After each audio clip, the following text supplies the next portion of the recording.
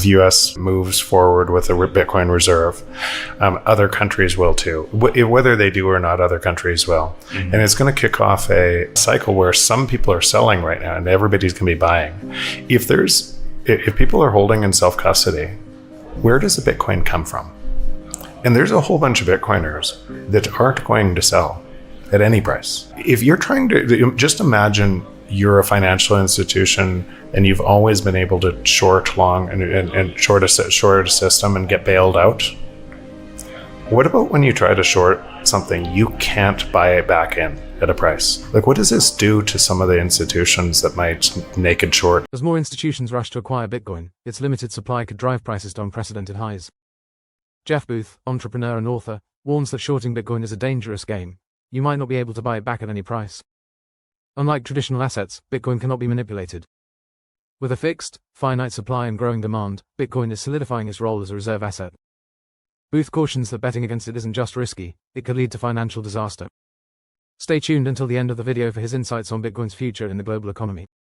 Also, if you enjoy listening to crypto-related content, please show your support by liking and subscribing to this channel by following the link in my bio, and get access to my free daily crypto updates and expert predictions direct to your inbox.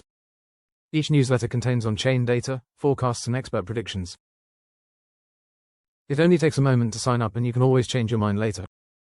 Now back over to Jeff Booth. We've lived in an extractive monetary system forever. There has never been a system like Bitcoin before. So all of our ideas are coming from that system. And so it would be normal from that system to measure number go up.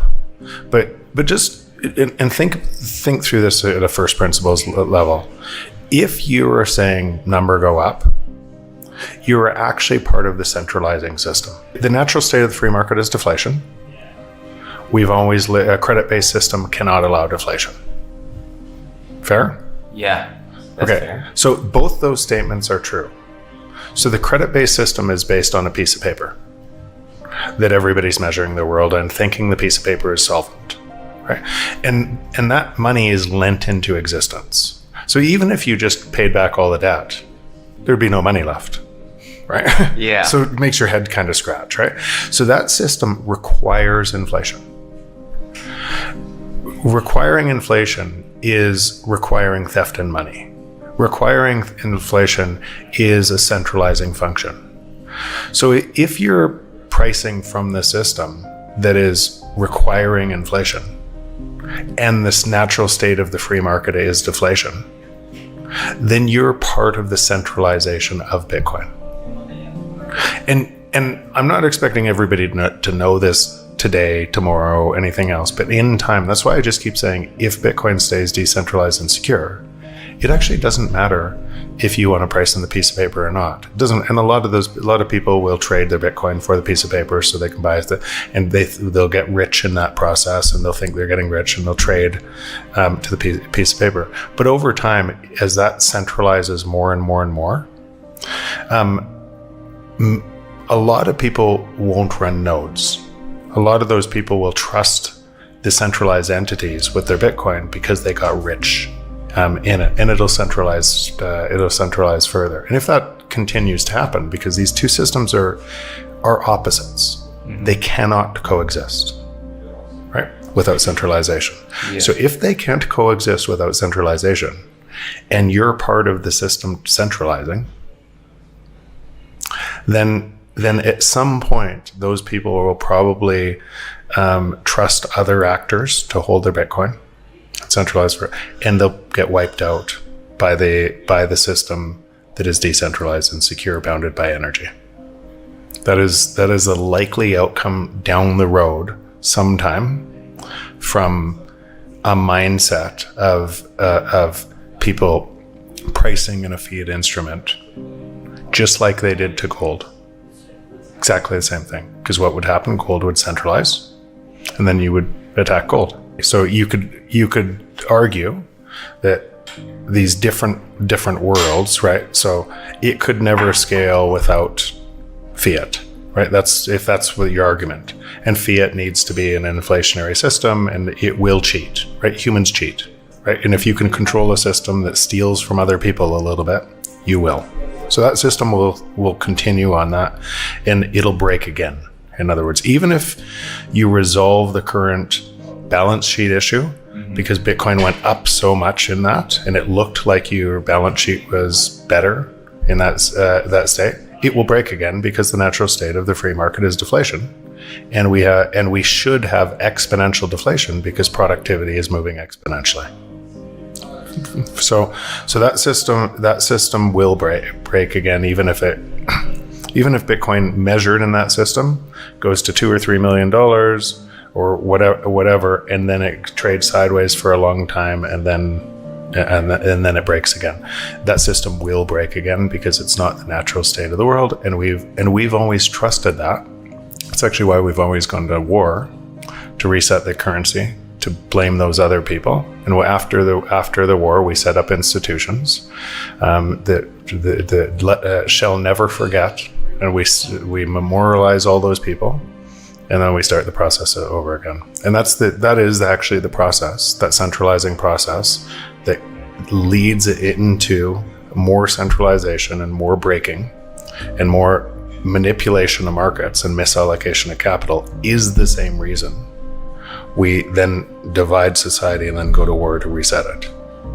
It's always been out of money. You need to debase all your currencies. You need to, because the natural state, productivity should be flowing to you. So why this is so hard to see is we hold on to one part of, so when there's been a big change, often we can't see the second and third order derivatives of the big change. We hold on to our mental view. Even if we understand the change at one level, we hold on to the other view we had. And here's an example. What would happen? So then if the natural state of the free market is deflation, and we know it's deflation and productivity is more deflationary, what we do while we're doing this is, but what if we lose our job?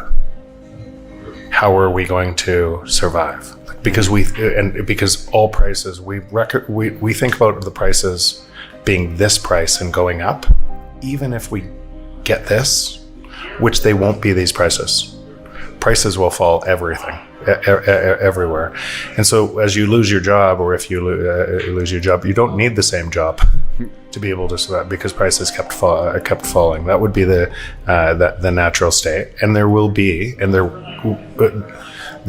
be constant attacks on what I just said. Mm-hmm. And the only thing you need to know is does Bitcoin stay decentralized and secure? Jeff Booth criticizes today's inflation-based money system, calling it a cycle of centralization, inequality, and eventual failure. He sees Bitcoin as the opposite, a decentralized system that taps into the natural deflationary power of free markets. Instead of valuing Bitcoin in terms of traditional money, Booth urges people to focus on its decentralization and security as tools for building a fairer and stronger economic future. He describes Bitcoin as a revolutionary force that creates a true free market. In this system, competition sparks innovation, prices drop as productivity grows, and individuals, not monopolies, gain power. Unlike inflation-driven systems, Bitcoin's design increases purchasing power, reduces costs, and promotes global financial fairness. Booth believes embracing Bitcoin's secure and decentralized nature can open up incredible opportunities for economic progress and value creation worldwide. Now let's return to Jeff Booth as he discusses further. Bitcoin itself isn't deflationary. Now, it could be if people lost coins, it could be deflationary. But Bitcoin is a neutral currency, which allows the free market to work. And the free market is deflationary. Okay. Right? And why is the free market deflationary? Because we compete with others to provide more value than what was there before. And if you do not provide more value, you fail, because no one uses your thing, right? Or product or service. So in other words, you come out and you create a podcast, right? And if your podcast doesn't provide more value, nobody watches it, right? So you're competing with everyone else creating podcasts to create more value for people. If you don't, you fail. Thanks for watching. Don't forget to subscribe to access my free daily crypto updates and expert predictions direct to your inbox.